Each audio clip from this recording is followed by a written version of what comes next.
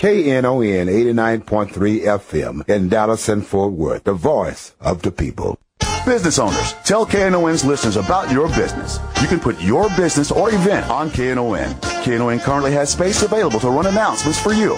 Tell KNON's listeners about your goods, services, nightclub, concert, or event. Help keep the voice of the people on the air while putting your information on the air.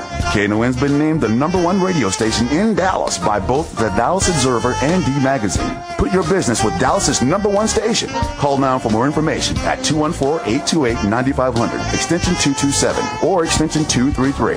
For more information, go to KNON.org and click on the Run Spots on KNON page. It's a great way for your business to support community radio while letting more people know about you. What a game! What a game! Jim Schutze, Get Off My Lawn. Good to be back after a week's absence. I'm Jim Schutze. I write Get Off My Lawn for the Dallas Observer on its webpage every weekday, and I talk it here on KNON Community Radio on Saturdays at 10 a.m. It's a whole new world here at KNON. I feel like I'm in the movies. They've redone this whole studio, and I got to start... I need some makeup. I need a makeup artist because they're also videoing all of this. And you can see the video on the Get Off My Lawn webpage at KNON. You can also Google Get Off My Lawn, but you're going to get a bunch of Clint Eastwood. You might have to Google Jim Schutze, Get Off My Lawn. Schutze is S-C-H-U-T-Z-E. And go look at the videos. I want to invite the director-producer of this video operation to explain how it works and how to find it. Okay, Jim. First, they can go to your page. We usually have all the videos for Saturday posted up on Tuesday on the KNON.org page. They can just look for your schedule, and down below, when they find you, click on that, and they will find your last 4 videos. Can I get a makeup artist if I'm going to be on video, or do you have somebody who could just do a little work with the eyes and the little eyes make you look a little powder, distinguished? I'd like some better hair too, if that better hair. Yeah, possible. Right after mine. Okay. All right. Thanks very much. I have this challenge every week. Gene and Bonnie on the preceding hour claim that they are the darkest hour on radio, and I take that as a direct affront and a challenge. I feel that I can out-darken them any day or night. And toward that end, today I came here wanting to talk to you about a very dark and depressing topic. Right up my alley on Get Off My Lawn. It's something that I've been talking about off and on all week on Get Off My Lawn for the Observer on the webpage, and that's Lance Armstrong. I started out Monday with a prediction, and I'm not claiming that this prediction makes me the great Kreskin or anything. It's probably what you might have predicted too. But before Lance, the bicycle guy, confessed to Oprah, I made a prediction about how he would confess. And I said first of all, he's going to take full responsibility for his own crimes. Why? Because everybody in the pen knows you have to take full responsibility to get out of the pen early. So Lance wants to get a reduction in his lifelong ban from professional cycling. And that's what this road show is all about. And so he knows that he must take full responsibility. That's how it's done.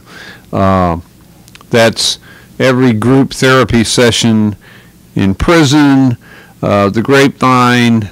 Everybody knows when you go before the parole board, you have to take full responsibility for your crimes.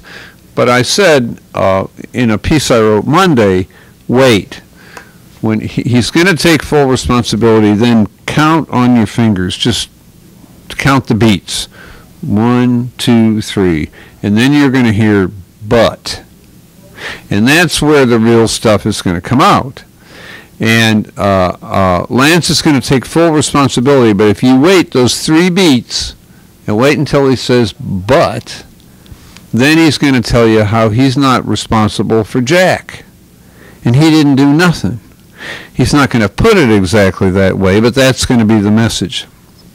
By the way, before I go on, let me remind you to call me up at 972-647-1893, 972-647-1893 if you have feelings about this, want to talk about it. I said Monday that what Lance is going to offer is a rationalization, a story about how really, if you think about it, he didn't do anything wrong. And indeed, in the first Oprah interview, now I don't know what he said in the second one yet, but I know in the first one he said he cheated. She said, "Did you cheat?" He said, "I cheated." But he said he's not a cheater. He cheated, but he's not a cheater. So how does that work? Well, he said it's because of the dictionary. He looked in the dictionary and he looked up cheating. I don't know how old Lance Armstrong is. I'm not enough of a bike racing fan. He looks kind of middle-aged to me. And he's been going through this for 7 years. People have been accusing him of doping.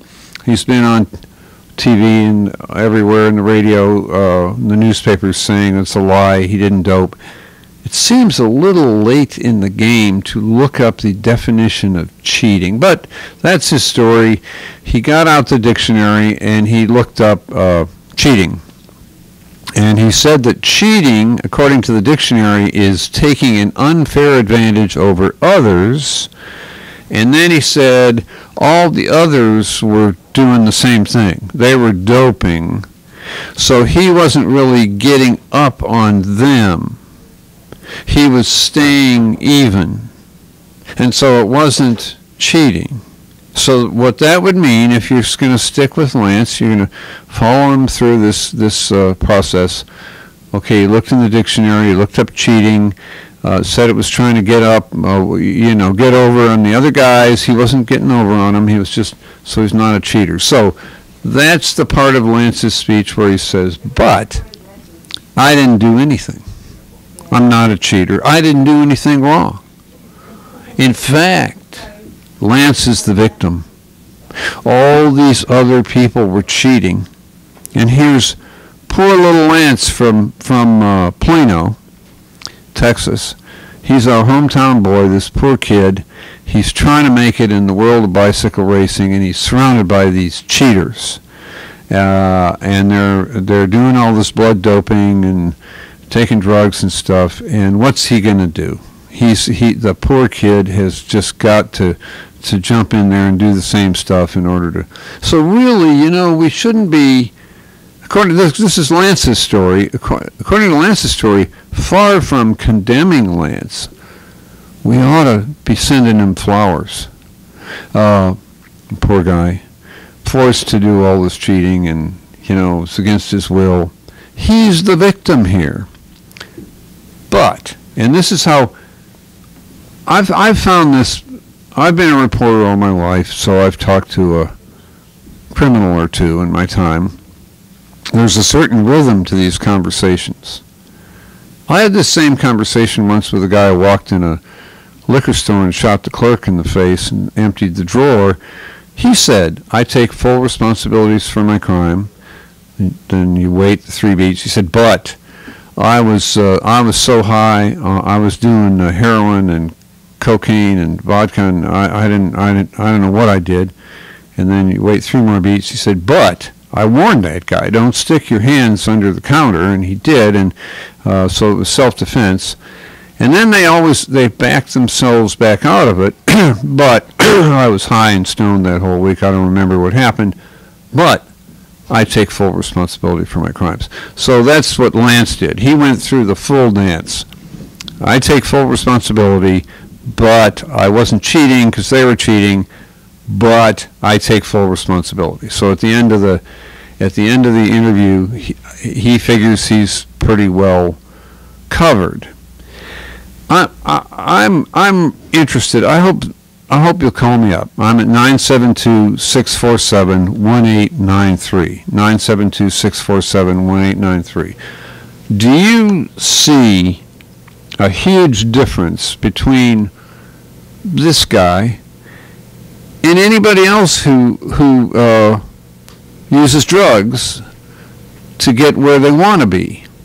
I mean, people have all kinds of reasons to use drugs. There are motivations for using drugs, and maybe it should all be legal. That's above my pay grade. All I know is now it's illegal. And is there a difference between Lance, who was doing this blood doping? You could say he's not using drugs; he's using blood. But he was taking the steroidal stuff, and he's using this stuff. He's shooting stuff up in his arm to get where he wants to be, get what he wants. Is there a huge difference between this guy and anybody else who gets caught using illegal drugs? I got a lot of comment on the Observer, on our blog, where I write "Get Off My Lawn," saying basically, how dare you throw this man, who's one of our athletic heroes in America, into the same category with a bunch of dope addicts. Those dope addicts are lowlifes, and they're bums, but Lance is a hero, so we have to give him a special allowance. And certainly, I mean, that's what his fans say, but that's what Lance says too, right? He's always been quick to play the cancer card. And calling it the cancer card may sound terribly cynical to you, but that's how he plays it. He uses, this is a guy, the New York Times did a story last week about the connections between Lance's personal wealth and the cancer operation. And it was fascinating that Lance starts out, he's this bike racer from Plano, Texas. And he's a really good bike racer, and he wins races. It's when Lance gets cancer himself that his fortunes change and his profile changes. And he meets up with this guy in Austin who is a promoter. They have some title for this stuff now, image consultant. But look, he's excuse me, I'm sorry, I still got a cough. He's P.T. Barnum. He's the guy who knows how to put on a show. And that guy, I can't remember his name, he was interviewed in the Times as saying it was the cancer that allowed Lance to cross over from being an athlete to being a national celebrity of a larger character, a larger size. So the cancer is what made Lance big, big, big. The bike racing just made him big, but it was his cancer, getting cancer, that made him big, big, big. I'll come back to that concept in a minute. We got Joe on line one. Joe, how are you this morning? Hey, how you doing? Good. What's up? Oh, look, man, I really like your topic there. I made my living off of criminals. I'm retired from the prison system and did a whole bunch of other stuff, police, school teacher, you name it. Right. But at any rate, what you said about Lance and how he handled that question, that's exactly the way criminals do. His whole talking points are really about him getting caught. There's no remorse about what he did. Yeah. Most criminals and the criminal types, criminal mindsets, they have a problem when they get caught because most of their planning go into doing what they're doing, and they don't put as much planning in if I get caught. And therein lies the problem. So if you notice when he talked about that definition of cheating, he really didn't come clean. When you look in the dictionary, one of the most popular is Webster Collegiate. That's what we rely on most heavily in Houston College University. That first definition is usually the one that's the weighty one. That's the one that carries the most weight. Yeah. And he says that his definition, he read it just as you said, that it's to give one and fair advantage over another. Right. That's really not what my dictionary tells me. When I read cheating definition, it talks about breaking of rules. Right. Good point. And so he's really spinning you. He's spinning you. You can take go in the Webster Collegiate, go in basically any dictionary, and you can get if there are 9 definitions. You get definition number 9. Yeah, it's going to say something totally different from definition number 1. Same thing with the Bible. You go in the Bible and quote some little scripture, right? Some little verse. You need to read that verse before that. Yeah. You need to read that verse after that. And many times you'll come away totally with a different point of view because we get little stuff that fits you, but getting more on point. You know, you make a great point, and yours jump up on me because it didn't occur to me. I didn't go back to my dictionary. My grandmother was a card player. Right. When we were kids, we played cards with her. And every once in a while, I'm ashamed to say, I had a tendency, I hated to lose. She would look at me and she'd say, "Jimmy, you're cheating." And I knew exactly what she meant. I mean... it's this political correctness and trying to make everybody feel as if you're not guilty. You watch Eddie Long, the great bishop there. I think he's out of Georgia, and we just had a case here in the Dallas area, well, several cases. If you listen to what they say, when they catch those boys, they've been having, liberty with little boys and stuff. Yeah. This is the way they answer the question. They'll say, well, I'm going to have a press, I'm going to have release my information to press. This is what you'll get. When they ask them, they'll say stuff like, I didn't, Sandusky, a good example. I didn't do all of that stuff they accused me of doing with those boys. But that's not really the issue. Yeah, did you do any of it? Right. Yeah, did you do any of it? Right. And the news people gives them out on that. The great Gwen Eiffel, I heard her, that Bill Meach prayer for. They ask why y'all don't cut them and don't let them out of that, box them in. Yeah. So she says she thinks the public is intelligent enough to get what's going on without them having to chase them verbally around the table. And I think it's some of what Oprah did, but I don't buy that. I think we need to stop this old political correctness mess, call fat people fat, call skinny people skinny, tall, short, call except for old. Right, call a molester. The same thing how Pawpaw did back in the day when things worked well. If you had a guy and he was begging, he was a beggar. Yeah. Now, you could get sanctimonious and say, well, he got that way because his pawpaw died and he was left homeless. Okay, that's a different thing. Hey. You see the same thing. When Ronald Reagan got shot, and I'm going to end this, I know you got other calls coming. We're coming up on our break. They're going to cut me off in a second. But so we need to just cut clean, straight to the chute. Joe, I really thank you. I want to, we got to go to this break in a minute, but I want to come back to what you're saying when we come back after it, because it's almost that trickiness in talking. If you've dealt with crooks all your life, you hear that trickiness. That's how I made my living. And you hear that trickiness, and that's what tells you who you're dealing with, right? Out of 3,000 inmates, you'll probably find 30 so they should be there. They're guilty. That's right. Yeah. And everybody else has got a big, long story, right? Right. That's right. But they've been through several courts of law. It's not their first rodeo. Yeah, that's right. Thank you, Joe. I really appreciate it. We're coming up on a break here in a minute, but come back. This is the sad music that means I have to go away, but I'm going to be back in just a minute. Jim Schutze with Get Off My Lawn.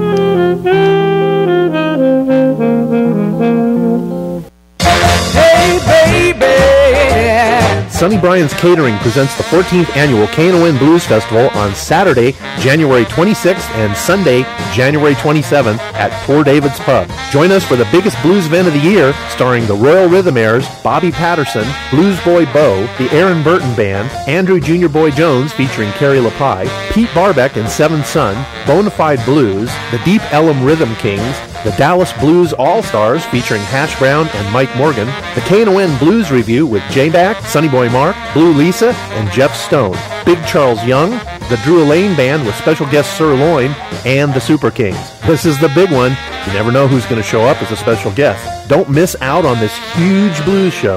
Advance tickets are only $15 and are available now at knon.org, Blues Records in Dallas, and Forever Young in Grand Prairie. See you at the 14th annual KNON Blues Festival presented by Sonny Bryan's Catering. Hey, baby! If it's time to get rid of your old gas guzzler, the KNON Vehicle Donation Program can help. There is still a market for those old vehicles, and if you donate it, you are helping to support the quality programming here on KNON. Just call 877-KNON-AUTO or go online to knon.org. We'll take care of everything from pickup to tax paperwork. That's 877-KNON-AUTO.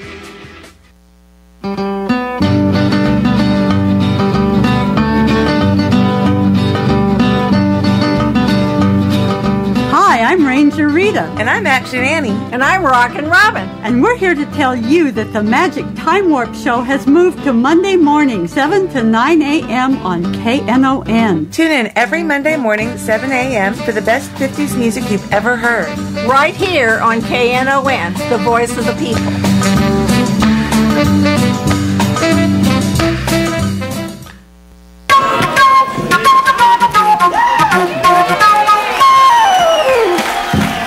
Jim Schutze back with Get Off My Lawn. We just had a great call from Joe, and you call me up too, 972-647-1893.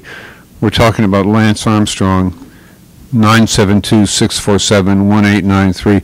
I knew that the KNON audience was the audience that would get this, that would understand this better than most. We have a great audience at the Dallas Observer, and we have a lot of really smart, thoughtful people who write comments on our blog items. But I have to say on this issue, there seems to be a huge blind point because it's because of the glory around Lance Armstrong and his bicycling wins, but also it's the cancer thing, which we started to talk about. The New York Times did a piece analyzing the Armstrong kingdom, and it explained how this consultant guy in Austin went to Armstrong after Armstrong got cancer and recovered from it and said, okay, this makes you a megastar, and this is what elevates you out of just being a bicycle racer. And so then Armstrong starts his foundation. You know, I think I have to go a little carefully here. The foundation raises money, and the money is spent for cancer research, and cancer research is a good thing. And it's hard to be against that. But we would be naive not to recognize that all this stuff also lifts Lance Armstrong's personal profile way, way up, so that now he's like this national figure. Now, when you think of it, when you think back, what have you ever heard Lance Armstrong say? What have you ever heard? What idea has Lance Armstrong ever expressed? Have you ever seen Lance Armstrong take a big position on issues? I haven't. I think he's still just this guy who pedals his bike really fast, and yet he has this national profile, and that all comes from the cancer research. I'll come back to this. I got Keisha on line too. Keisha, how are you today? I'm blessed. Thank you for having me. Let me comment. Sure. I'm not sure if there was some static at the beginning of the show, so I missed some of it. And I'm not sure if anybody brought up.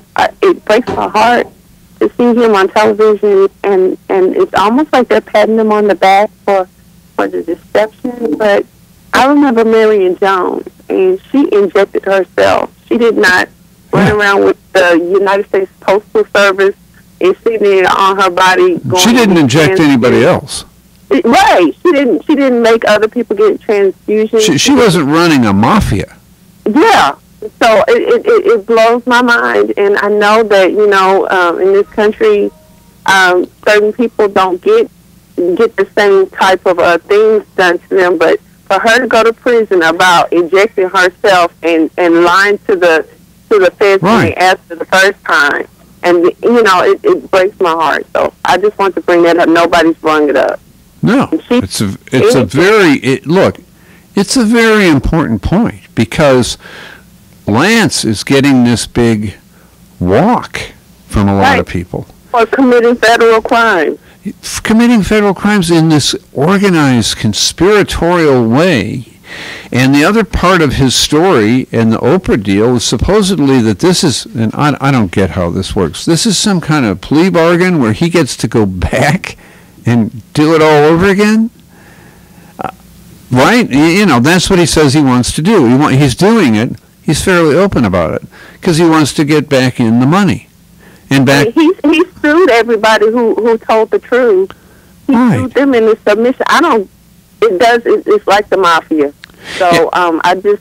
The other thing is this. I saw a story, an analysis of his position, because they said, well, the Postal Service might sue him to get their money back, and other people might sue him.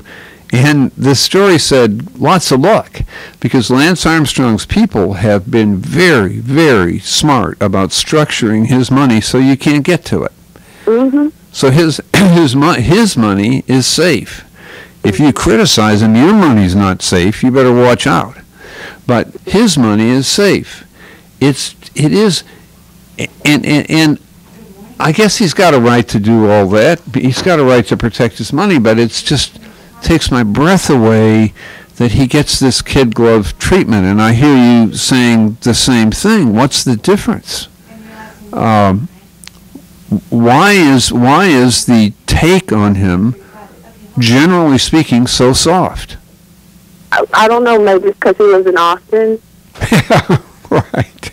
Maybe because he's from Plano. Maybe because he doesn't hang around with a lot of bling bling people. I don't know. Yeah. I look, Keisha, I really thank you.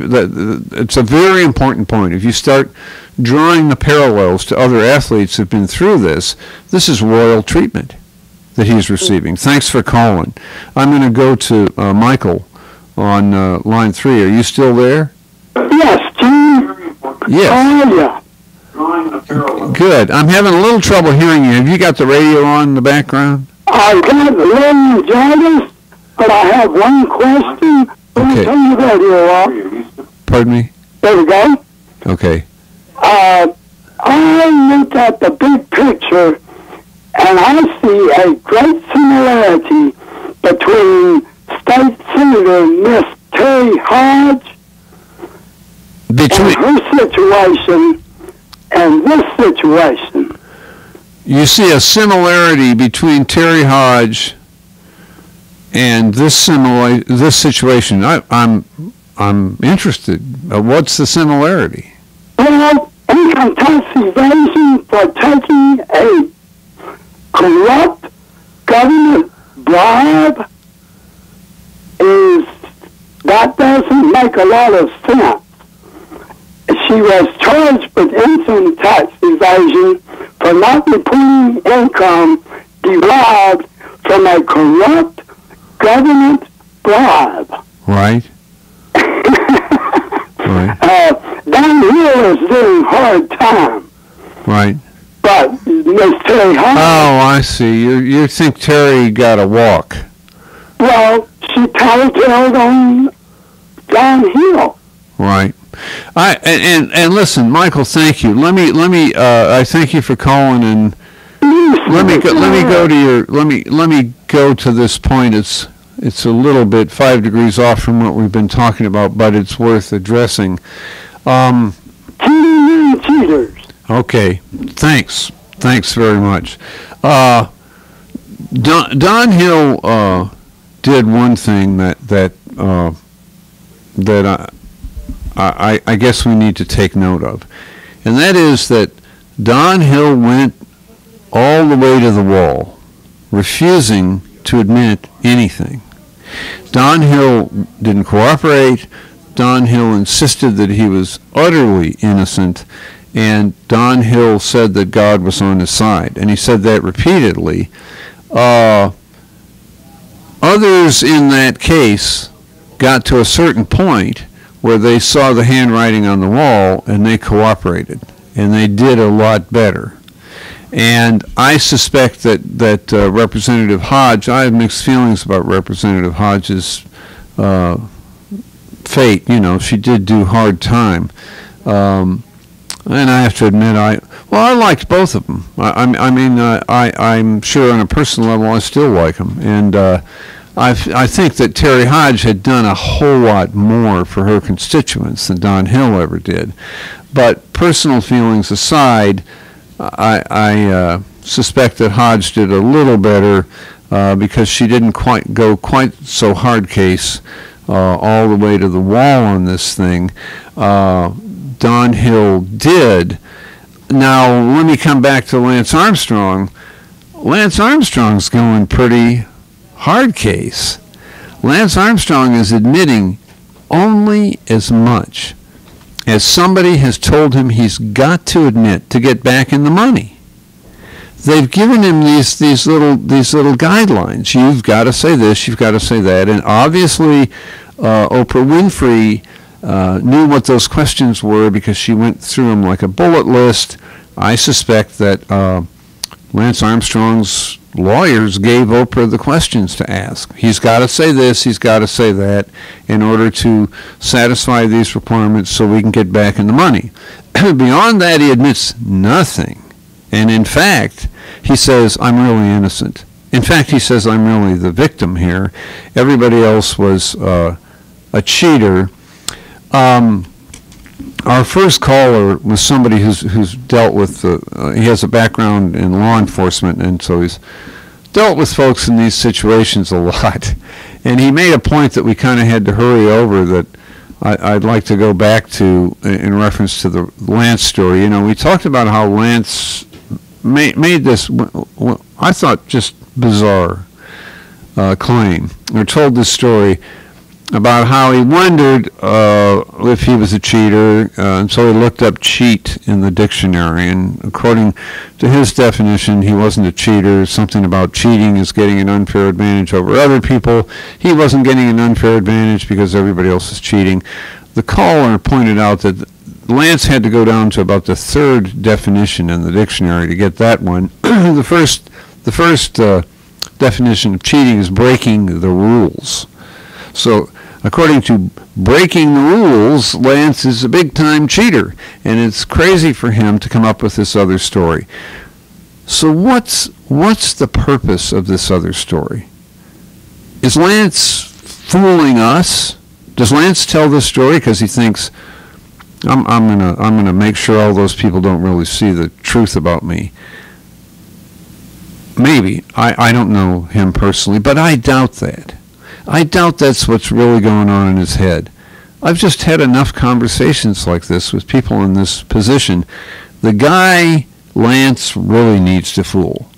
The guy Lance needs to lie to, pull the wool over his eyes, make a chump out of is Lance. People who do things like this, people who engage in what Keisha pointed out is really a criminal conspiracy, never accept that about themselves. In TV and the movies, we have this Dr. Evil guy. He's really evil. He breaks the law. He loves doing it. He relishes, he laughs, he chuckles, he loves being Dr. Evil. Well, Dr. Evil is just in the movies. In real life, Dr. Evil refuses to admit he's evil. In real life, if Dr. Evil could recognize that he's evil, if he could take responsibility for being evil, he'd be on the road to recovery. He'd hardly be evil anymore. So The big deal about Dr. Evil is that he refuses to take responsibility for any of that, and he refuses to admit to himself that he's evil.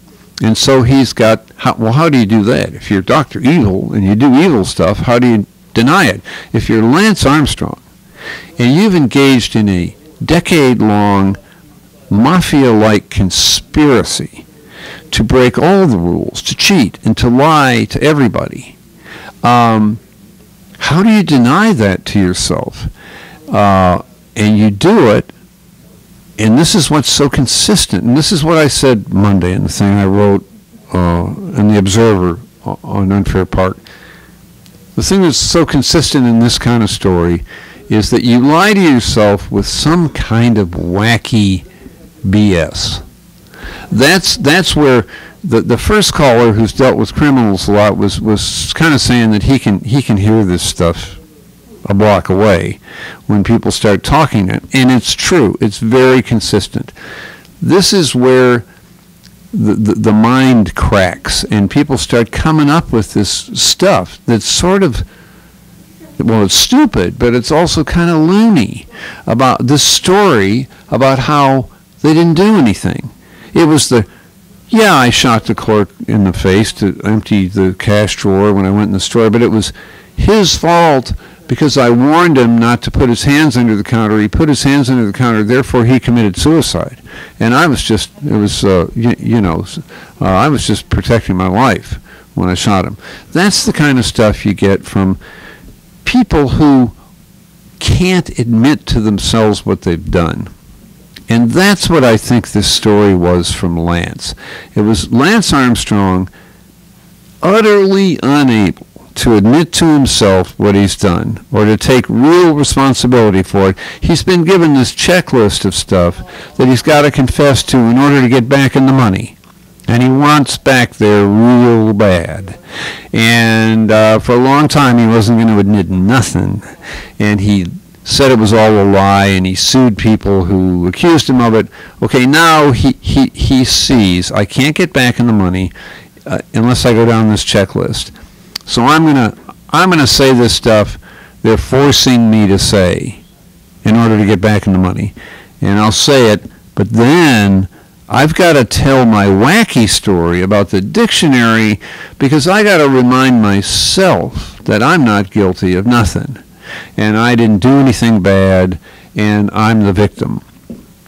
And I think that's how this thought process works. We're coming up on our second and final break, but I remember we've had some good calls, and I'd like you to call too, 972-647-1893, 972-647-1893. You may get cut off by the break, but call me back afterward. We're talking about Lance Armstrong, our hometown boy, sort of, from Plano. Do they have signs outside Plano, home of Lance Armstrong? Are they out there painting them over? Come back and see us after this break. Jim Schutze, Get Off My Lawn. Talk to you again in a minute.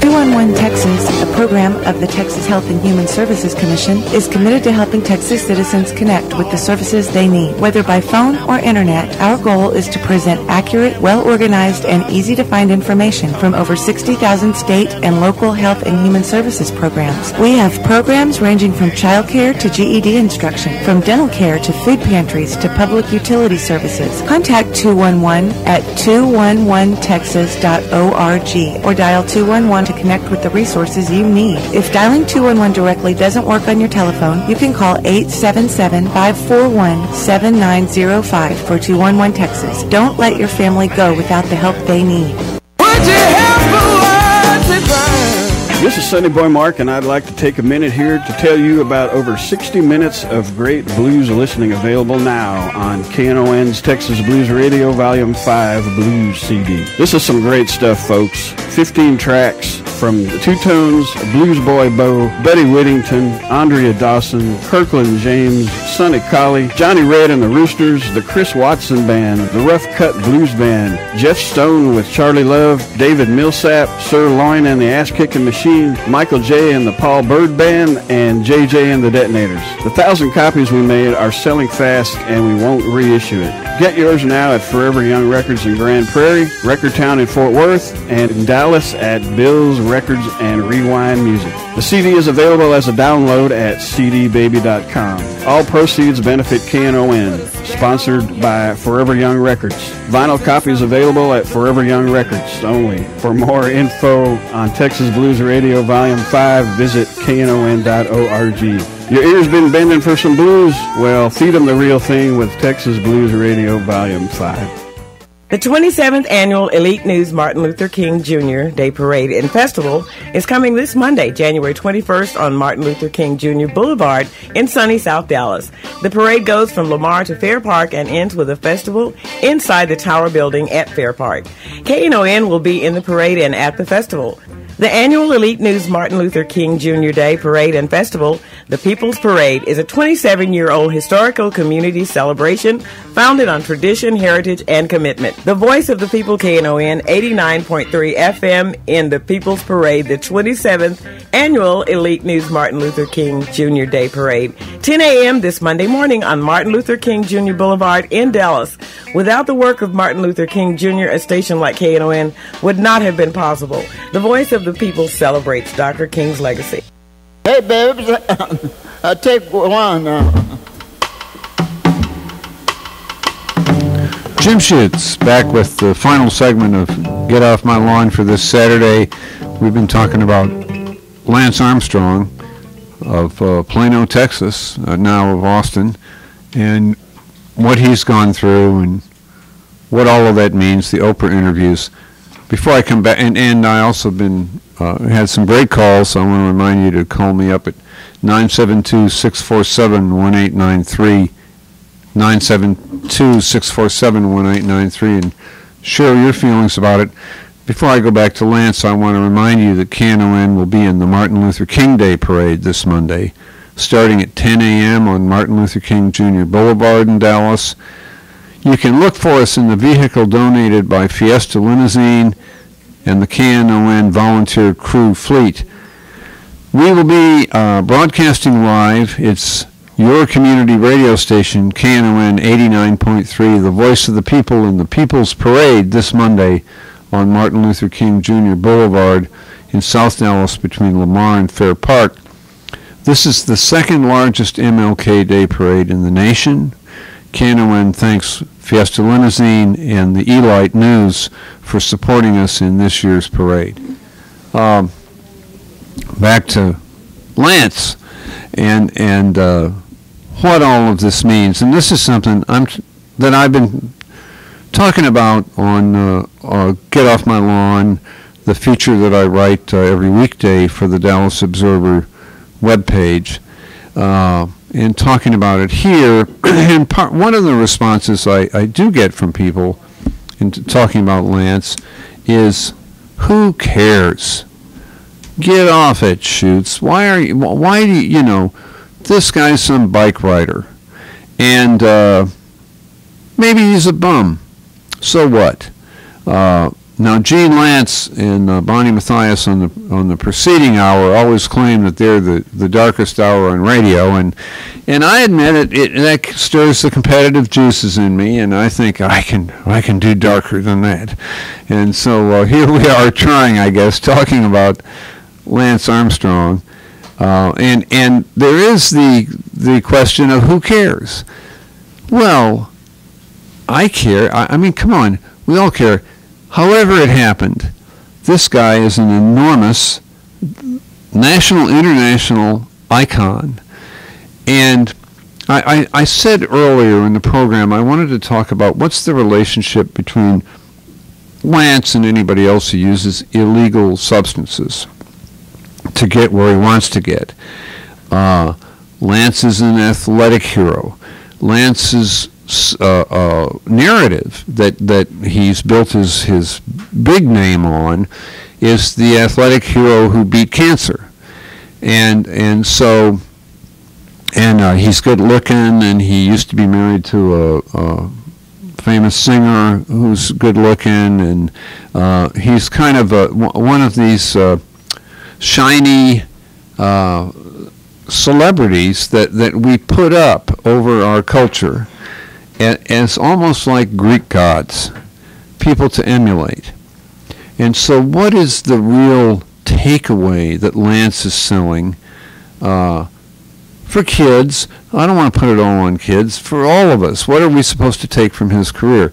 Let me mention one possibility that I've raised in the Observer and that I'd like to know more about. When did Lance start shooting stuff up in his veins? Was it before the testicular cancer? Did Lance give himself cancer? Did that exacerbate it? As long as we're going to talk about Lance and cancer, I'd like to know more about that. But what is the takeaway from the whole thing? Well, here's where I think it goes back to sort of drug use generally. The takeaway is you can get what you want by sticking a needle in your veins. You can get where you want to be with stuff. And I don't mean, I mean, part of the tragedy of talking about this so broadly is you don't want to lump together there are a lot of drugs out there that are great for people. They're the result of incredible breakthroughs in brain research. There are tens of thousands of people who 50 years ago would have spent their lives mumbling in the alleys, being chased by little boys throwing rocks at them, and they are leading productive, happy lives now because of the drugs that have been developed that just are like miracles out of the Bible when they work. So I don't mean to lump all pharmaceuticals together, but I'm saying in Lance's case, the lesson is you can take cheap drugs and get what you want, and that's the lesson that is pervaded through this enormously powerful engine of media that he has devised and from which he has made millions of dollars. So that's why I care. Lance is not just a bicycle rider. He's not a peripheral figure in our culture or our world. He's a central figure, and we have every right to scrutinize him closely. Let me step off my soapbox for a second. I actually have to bring in a supply of soapboxes here to KNON because I wear them out during the show. But let me get off for a second and talk to Randy, who's waiting here on line 4. Randy, how are you? I'm doing great, Jim. How about yourself? Good. What's up? Hey, you forgot to add the one most important thing to that statement about you saying that Lance is showing that it's okay to stick a needle in your arm or do this and that drug. And that's the rest of the statement that goes with it. If, of course, you're white and wealthy. Yeah, the Keisha was pointing to that. That's the key. Keisha was pointing to that. The same thing with Mark Phelps, the swimmer dude, right? Yeah. That, a couple of Olympics back got busted because he got smoking weed. Well, they didn't take nothing away from him. Yeah. He maybe got probation. He continued to go on. So what is it really showing? Not the dog and pony part that we're looking at on Oprah. Right. He's going. It's a normal cycle that people go through, Jim. Even the drunk person who's been drinking all their life still wants to get back with their wife and say they're going to change, and maybe they will. Yeah. So that's not a surprise. And people can be reborn. People can recreate themselves. Absolutely. You don't want to take that away. That's part of the miracle of life. I'm not surprised at that. That's a normal human reaction, whether you're trying to get your job back that you didn't really like or whatever. But my point is what really showing us is this unfair, hypocritical, unsuccessful drug war that's been going on for more than half of my Randy, life. you're pointing to something that's I find I was bragging about how this can be the darkest hour, but you're pointing to a topic I find so infuriating and depressing that I probably shy away from it. And Keisha pointed to it too, that the same people who will jump on zero tolerance, lock them all up, when they think they're talking about minority drug offenders, they're the ones who will come right back at you with this huge, stupid story about how we got to give Lance a pass. And yeah, I look at it and I can't. I'm thinking Lance, Marion Jones, Lance. Other, what is the difference? And I see the color of the guy, right? The color and the amount of money. Yeah. Trust me, I'm as white as cotton almost. And I've been arrested. Why? Because I was with the wrong kind of narcotic. Right, I wasn't wealthy. Yeah. See what I'm saying? Yeah. Kind of the skin does make a difference, Right. but the more important thing is the wealth factor. Yeah. Hey, Randy. Randy, I'm gonna jump to David on one. I thank you for calling. David, are you still there? Yes, I'm here. So tell me what's up. What are your thoughts? I got a quick comment for according to the last caller we had here. Sure. There's a difference between Michael Phelps and Lance Armstrong. Lance Armstrong was using doping to win. He was using that to get ahead in the sport. Right. Michael Phelps got caught smoking marijuana, but he was not doing that to be a better swimmer. Yeah. That's a very solid difference between those two. I agree with that, and I don't get off like this. Who's the Johnny football kid who's now he's had a speeding ticket, and you know who I mean, the college football player, and there was a picture of him drinking champagne and so on. I think so, yeah. I get bored by all of that. Yeah, so they go out and mess around. They're young, exuberant. Everybody does stuff like that. I don't care about that stuff. Do you? Do you think that's? I don't.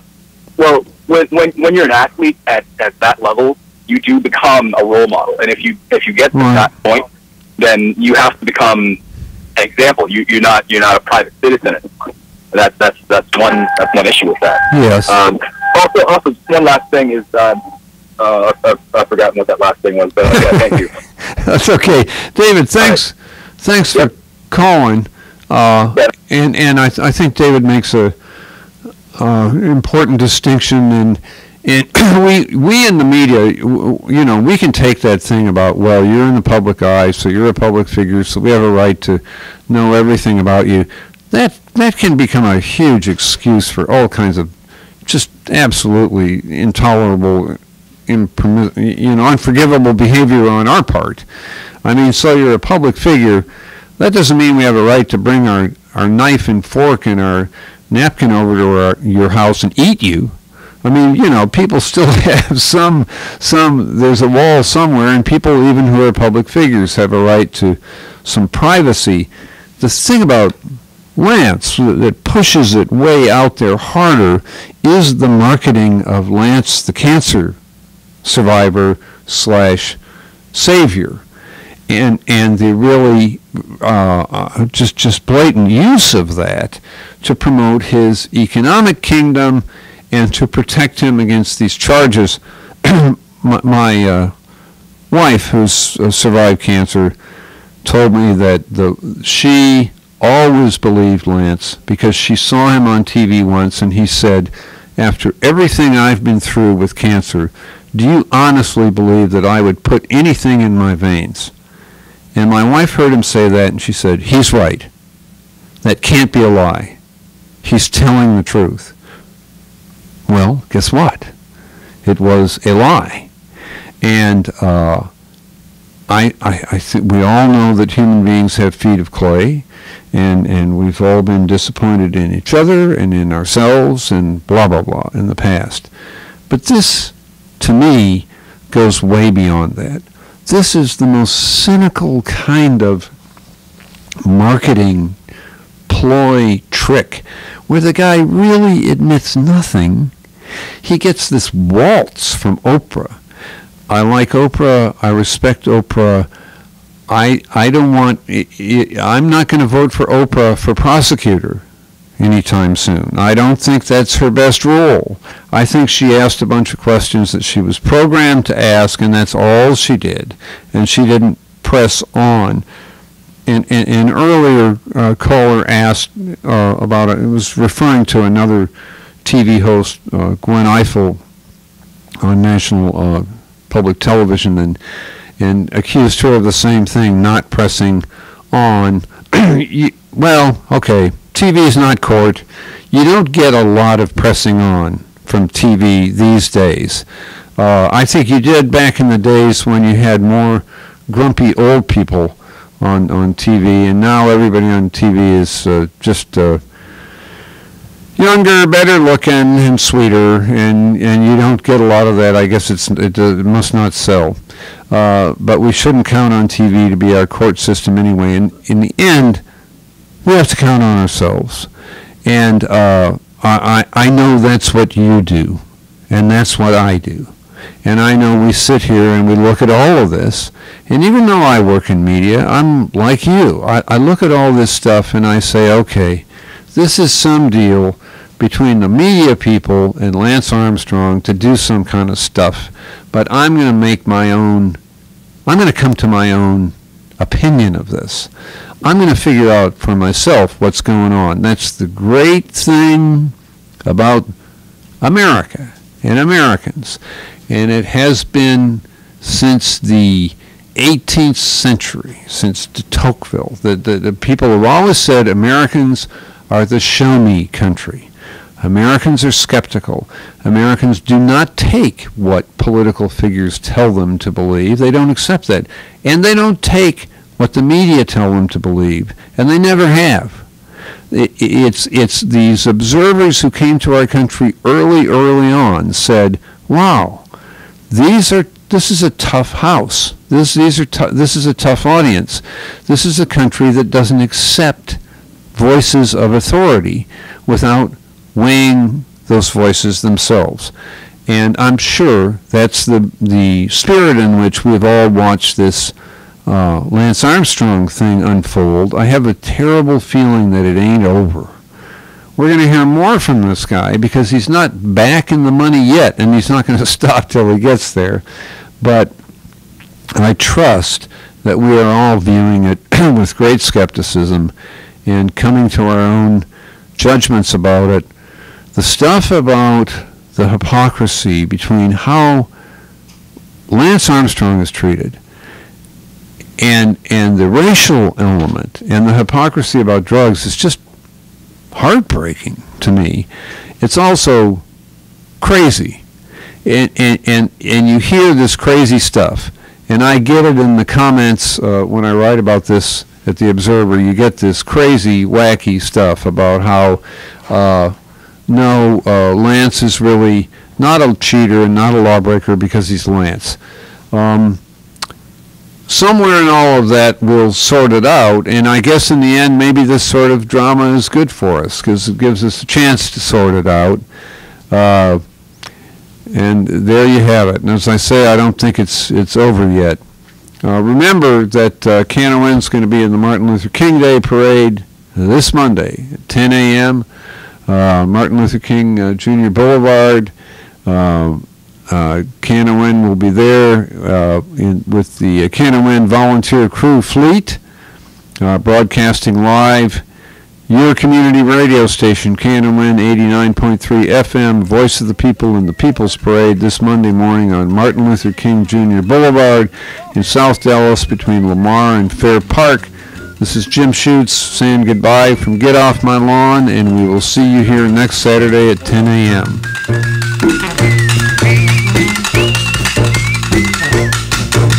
KNON 89.3 FM in Dallas and Fort Worth, the voice of the people. Business owners, tell KNON's listeners about your business. You can put your business or event on KNON. KNON currently has space available to run announcements for you.